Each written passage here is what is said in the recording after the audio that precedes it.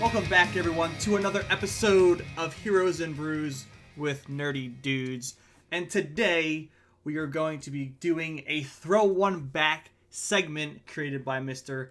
Kevin himself, which we're all very super excited for. We're not going to tell you what that's going to be exactly yet, because I'll let Kevin out what film we're going to do. I want to also just let you guys know to make sure to go back in the timeline, because last week was a busy week for us at Heroes and Brews. We had Palooza. We had some nice, Kevin and I had a lot of fun, giveaways, nice music. So if you want to listen to some good music and watch us have some, some witty banter, go check that out. And Marcus and I interviewed Mark and Sean from New World Ales, and that was last week's beer of the week. And those felt like last year. Marcus, those classy guys, right? Like that was such a fun conversation. Dude, you guys, they were so much fun to have on, and they were really interested in what we were doing. We were really interested in what they were doing, and the great conversation. Super sweet guys, very knowledgeable and very talented at what they do. So that was so much fun. Everybody go watch that because that was really fun. Yeah. Yes. And for today. Today is a certain day, and Marcus, what day is that? Today, everybody, is Beers of the Weekday. And, Woo! I know, right? I was waiting for, some claps or, some confetti. There we go. There we go. Beers of the Weekday. Sorry for the delay, dude. Yeah, sorry Today, my beer of the week is I'm going to, where the fuck am I going? Grand Rapids, Michigan. So I'm taking the step outside of California. Am I going? Yeah, where am I going with this? Company is called Founders. Oh, can I get that? Founders. Love Founders. Love Founders. Founders. Let's go. Man. Yeah, Founders. This is their Four Giants Imperial IPA. Nice. And this comes in at 9.2%. So can't wait to taste this one. Yeah, Founders is great, man. We love Founders on this show. All day IPA, baby. That greatest session on the planet. Yeah. This is delicious, man. I never had this one before. It's got hold on, I need another drink of this one. I'm curious. When you go to take a taste, it almost smells fruity. Yeah. It's a little deceiving though, because it's definitely not when it goes down. This just burns so good when it goes down. It does. It's got a bite to it. Yeah, it's not heavy. It's weird. It's not as heavy or as heavy as I would think it would be, but it's also not as light either. Somewhere in the middle. It's got a good balance. I feel like I could have 4 of these and not get full. But the alcohol percentage, you can definitely tell it's 9.2. Yeah. Yeah. This one is. I would recommend this one after having a long day, when you sit down. or when you go to watch one of your old classic movies. True that, dude. Nice, That's awesome. One right there. This is good. This is a great one. Yeah, great job, guys. Founders, this is a good beer. Yeah, man. I definitely recommend it to you guys. Four Giants IPA. I would love to go to Founders one day. It's Grand Rapids, Michigan, right? Grand Rapids, Michigan. Yeah. Yeah, man. That's a place I was. You know what? Founders. I wish I knew this. Or someone I think had bought Founders out. Did they get bought out by a macro brewery like Anheuser-Busch or something? I don't know. I know Goose Island did. They did. We actually talked about that with Mark last week. Oh, did you? Yeah. But I thought Founders was another. I don't know.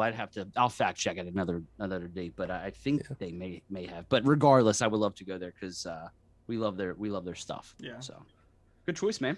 Yeah, thanks, dude. Ty, you're up, bud. So I'm going to go to King of Prussia, PA. It was a beer that I was having during Palooza. It's a beer that Kev bought and brought over to my place. So Workhorse has been doing this Hazy IPA type genre, like a fruity genre lately. They did their Kiwi IPA, the apricot. The Kiwi was good. The apricot, if you like apricot, you get that full taste off of it. It's okay. It wasn't really my cup of tea, but they have for this week, which is my beer of the week, 6.5% ABV. We got the Dragon Fruit Hazy IPA, and this hits the mark. Nate, you did it again. Like for Dragon Fruit, it's got that full taste of Dragon Fruit. It's delicious. It's just so smooth.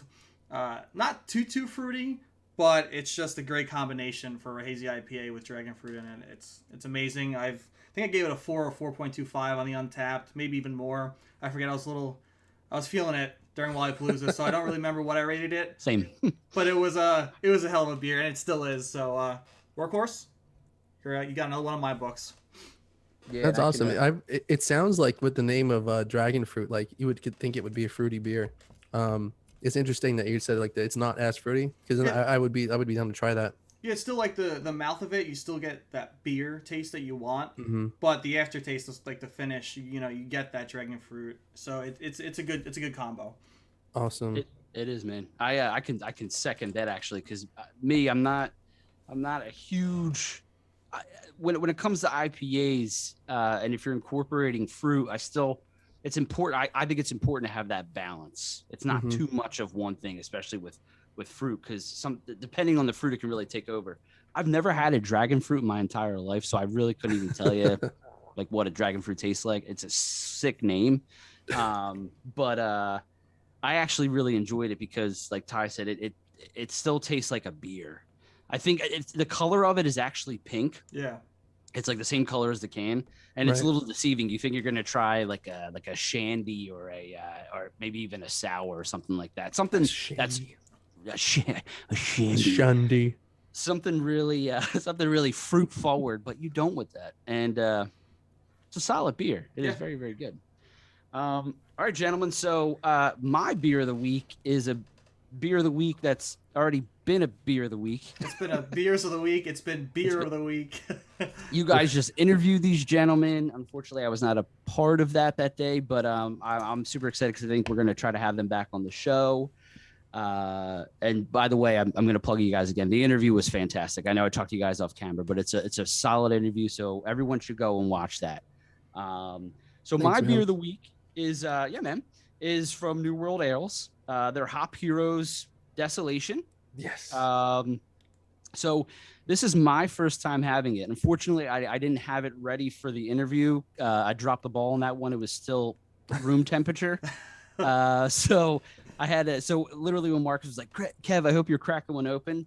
I'm like, yeah, I could, but it'll be warm as shit. Yeah. So I threw that bad boy in the fridge. I'm like, I'll have that the next day. So here we go, guys.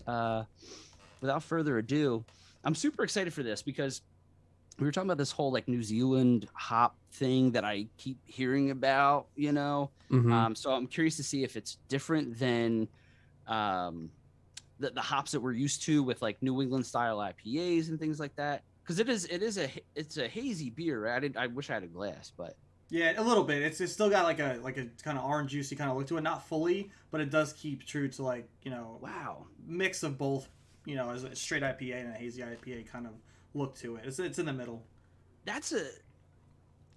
It's first different. Off, it's delicious. Yeah. And so used to, because I think sometimes New England IPAs, honestly, sometimes I think when you've had one, you've had a lot of them. Yeah. Because I think a lot of the same hops are used, and some might be used different than others. And there's people double dry hop this and that for extra aroma or flavor. But this is really delicious, and it's unique, and yes. I mean that in the best way possible. I really do. Get yourself a second drink.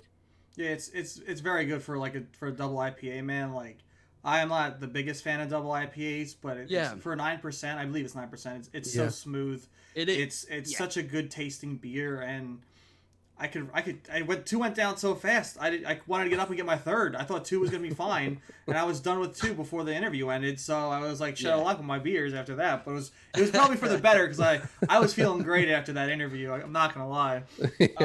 I enjoy double IPAs, and even when it has a little bit of a bite to it, I don't mind that too much. But I will tell you what you guys said during the interview, where you don't get that. You really don't get that with this. It's a delicious flavor. It's very, very smooth. Mark knows what he's doing. He really does. I'm not bullshitting like you guys said like over and over again. You're not bullshitting, and I'm not bullshitting either. This is a really fantastic beer. I'm very, very impressed. I was blown away, dude. Yeah. When I brought it on the first one on the show, and I was telling you guys, just pound the tape for this beer. This beer is so fucking good. You know, it's like you really don't know until you try it. And I was bummed that you couldn't try it, but you know, we were able to find a way. If you guys were in California, and we were able to, you know, get you to try some. So Yeah, It's awesome, dude. California was brought to you. I'm really loving this. Holy shit. yeah, dude. It's super smooth in the beginning, and the aftertaste is really, I almost get like an orangey peel kind of flavor. I know you guys already interviewed him, but I would love to talk to him to ask. I don't know if he'll give the secrets away, but just ask like what did he do? Because this is really different than a lot of you know, the hazier style beers. It doesn't taste like any other hazy beer I've ever had. I think there's a lot more love put into it because, you know, he doesn't do the big style, you know, big brew styles. He makes, you know, the batches he wants to make. And I think, you know, like we've said in the interview, like you can tell it, you know, he puts his all into it. He puts his heart into it. And, you know, when companies and people do that with their beers, you can tell. Like with Nate at Workhorse too, like you know, we bring him up all the time. We bring up Workhorse all the time. We're big fans.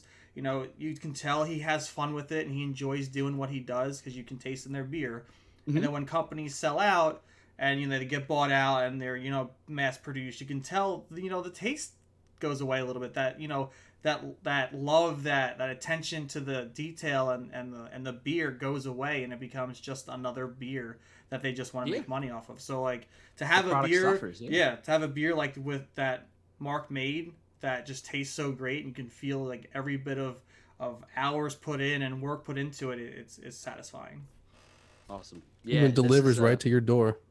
That's the man. He's a good dude, man, and you can definitely tell he is passionate and absolutely loves what he does. And you know, he just seems like a really humble, down to earth dude.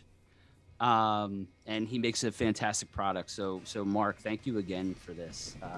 Because it is fucking good. It is really good. We're fanboys. I got to get you guys out here into where they sell them so we can go have one in person together. Yeah, I would love to, man. I would love to.